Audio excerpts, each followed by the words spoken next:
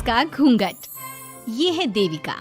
देविका पढ़ी लिखी और मॉडर्न लड़की है, लेकिन उसकी शादी ऐसे परिवार में हुई है जो गांव में रहता है। भले ही ये 21वीं सदी है, लेकिन देविका की ससुराल वालों की सोच वो तो 18वीं सदी से आगे बढ़ी ही नहीं। आइए जानते हैं क्या होगा जब शहर की पढ़ी लिखी और मॉडर्न लड़की फंस जाएगी संकीर्ण मानसिकता वाले माहौल में। सागर, ये तुम्हारे गांव में सबने इतने लंबे लंबे घूंघट क्यों कर रखे हैं? और ये सब मुझे इतना घूर घूर कर क्यों देख रहे हैं? अरे यार, तुम भी घूंघट कर लो ना, इसीलिए तो देख रहे हैं सब तुम्हें। कम ऑन सागर, मैं घूंघट नहीं कर सकती। तुम्हें पता है ना मैं कौन हूँ। लेकिन देविका, मेरे पिताजी, चाचा जी, बड़े भैया और जीजा जी ने तुम्हें बिना घूंघट के देख लिया ना तो बहुत गुस्सा होंगे और न जाने कौन कौन से फरमान सुनाएंगे। घर चलो, देखा जाएगा जो होगा। सागर देविका से कई बार कहता है कि वो घूंघट कर ले, लेकिन देविका सागर की नहीं सुनती और अपने ससुराल के दरवाजे पर पहुंच जाती है। जब देविका वहां पहुंचती है तो देखती है कि उसकी सास बिमला, चाची सास कम्मो और जेठानी सुजाता ने लंबा सा घूंघट कर रखा था, पर उनकी ननद वीना ने घूंघट नहीं किया हुआ था। लेकिन हाँ, उसने सर पर सलीकी के साथ दुपट्टा जरूर ओढ़ा हुआ था। सागर अपनी पत्नी को सबसे मिलवा रहा होता है, तभी सागर के पिता जोगिंदर बोलते हैं, सागर, तूने बहू को इस घर के तौर तरीके नहीं समझा। हमारे घर की औरतें बिना घूंघट के किसी पर आए मर्द के सामने नहीं आती और तू इसे ऐसे ही ले आया। पिताजी, मैं समझा दूंगा। वो नई नई शहर से आई है ना, इसलिए उसे पता नहीं है। सागर की बात सुनकर उसके चाचा जी महेंद्र बोलते हैं, ये बात तो तुझे गांव में कदम रखते ही अपनी बीवी को समझानी चाहिए थी। हमारा गांव में बहुत नाम है। तेरी बीवी ऐसे गांव भर में घूमेगी तो क्या इज्जत रह जाएगी हमारी। ये बोलकर जोगिंदर और महेंद्र वहां से चले जाते हैं। शाम को घर की सारी औरतें खाने की तैयारी करती है। खाना तैयार हो जाता है, लेकिन घर की कोई भी औरत खाना नहीं खाती। बहुत रात हो जाती है, तब देविका कहती है, सासू माँ, खाना बने हुए तो देर हो गई, रात भी बहुत हो गई है, हम लोग खाना क्यों नहीं खा रहे हैं? अरे बहू, ये क्या बोल रही हो? हमारे यहाँ घर की औरतें तब तक खाना नहीं खाती जब तक घर के मर्द खाना ना खा ले। लेकिन इतनी देर हो गई, आप सबको भूख नहीं लग रही क्या? तभी देविका की जेठानी सुजाता कहती है, लग तो रही है, लेकिन यहाँ की यही रीत है, ये निभानी तो पड़ेगी ना। भाभी जी, ये रीत नहीं है, औरतों को प्रताड़ित करने का एक तरीका है। अगर इस घर के आदमी पूरी रात नहीं आए तो पूरी रात खाना नहीं खाओगी क्या?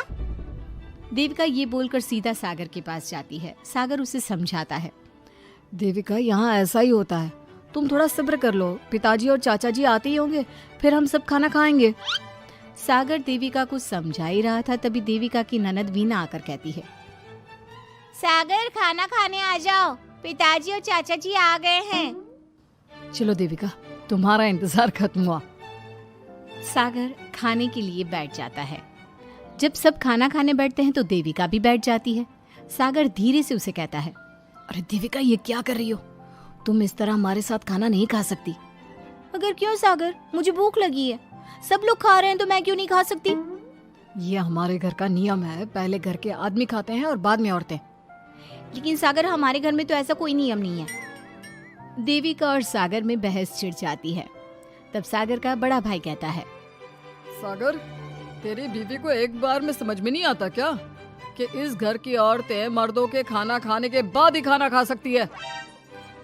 भैया, मैं देविका को यही समझा रहा था। मुझे तो लग रहा है कि इसके दिमाग में कोई बात ही नहीं बैठती एक बार में। भैया, मेरे दिमाग में बात तब बैठेगी ना जब आपकी बात कोई ढंग की होगी। अरे आखिर क्यों घर की औरतों को आप लोगों की बात खाना मिलेगा? हाँ, अब से पहले घर की किसी औरत ने घर की किसी मर्द से इस लहजे में बात नहीं की थी, इसलिए वो सब देविका की बात सुनकर हैरान रह गए।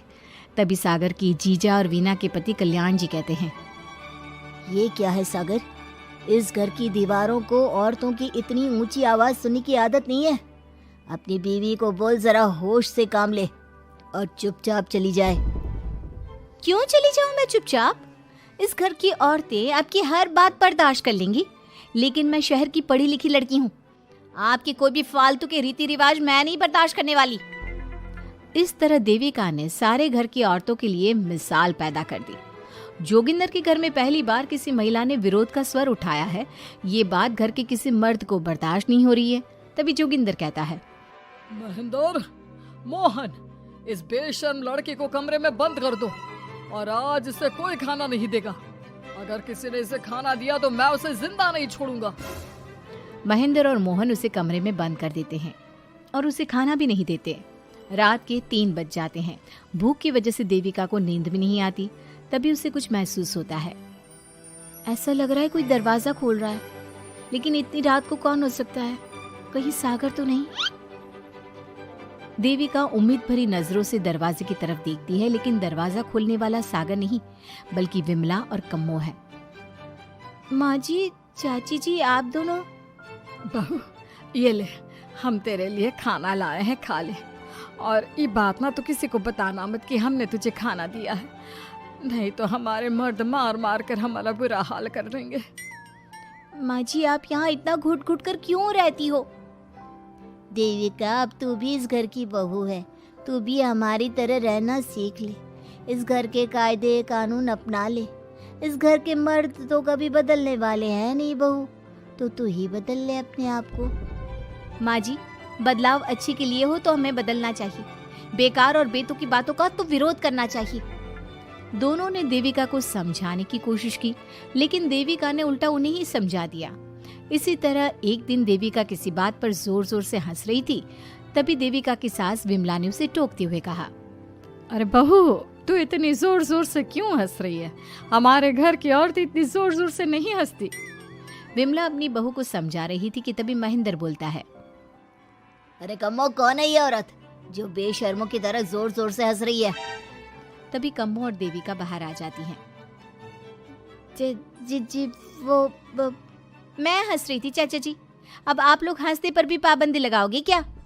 तुम जैसी बदतमीज लड़कियों से मैं बात नहीं करना चाहता, लेकिन कान खोलकर सुन लो, इस घर की औरतें इतना जोर जोर से नहीं हंसती।